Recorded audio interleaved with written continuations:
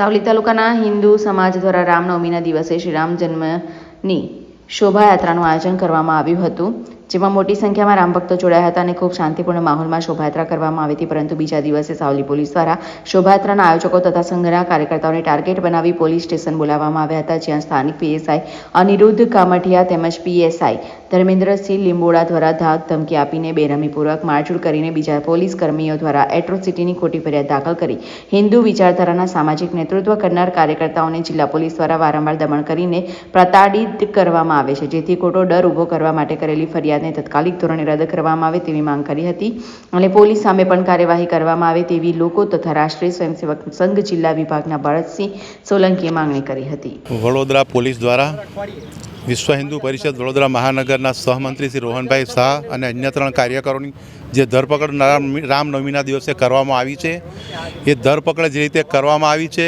એની સામે અમારો વિરોધ છે. પોલીસે ચડ્ડી અને બંડી બનિયાનભર ઘરે હતા અને ઉઠાવીને લઈ ગઈ છે. રોહનભાઈ કોઈ આતંકવાદી નથી, રાષ્ટ્રવાદી સંસ્થાના સંગઠનના કાર્યકર છે. પોલીસે જ્યાં સખ્તાઈ બતાવવાની છે ત્યાં નથી બતાવતા.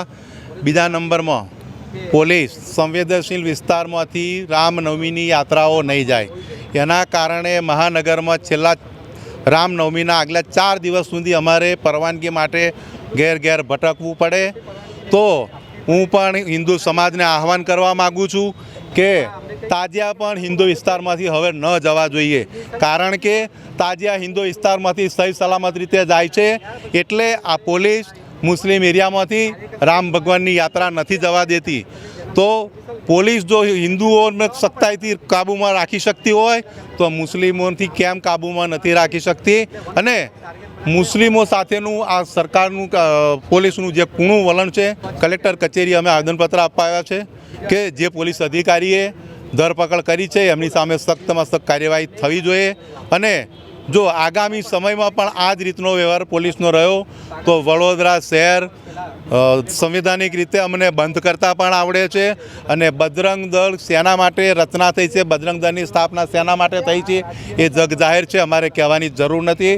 અમે બજરંગ દળના માધ્યમથી વડોદરા મહાનગરને સખતમાં સખત કાર્યક્રમ આપીશું, જે એવો આશ્ચર્યજનક કાર્યક્રમ હશે કે પૂરા ગુજરાતમાં એની આગ લાગે.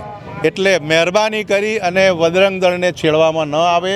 અમે કોઈને છેડતા નથી, અમને છેડે તેને અમે છોડતા નથી. આજ રોજ અમે સાવલીમાં જે વારે ઘડીએ હિન્દુ સંગઠનોને, ખાસ કરીને રાષ્ટ્રીય સ્વયંસેવક સંઘના કાર્યકર્તાઓને ટાર્ગેટ બનાવીને રાષ્ટ્રીય સ્વયંસેવક સંઘના મુખ્ય કાર્યકર્તાઓને ટાર્ગેટ બનાવી પોલીસ કેસ કરવાવી અને હિન્દુ સમાજના આગેવાનોનું અને સંઘના કાર્યકર્તાઓનું જે મોરલ તોડવાનું જે કામ પોલીસ ચોકી સાવલી તરફથી થઈ રહ્યું છે, ખાસ કરીને અનિરુદ્ધભાઈ કામડિયા જે ત્યાંના પીએસઆઈ છે એમના તરફથી, તો એમના વિરોધમાં અમે આવેદનપત્ર આપવા આવ્યા.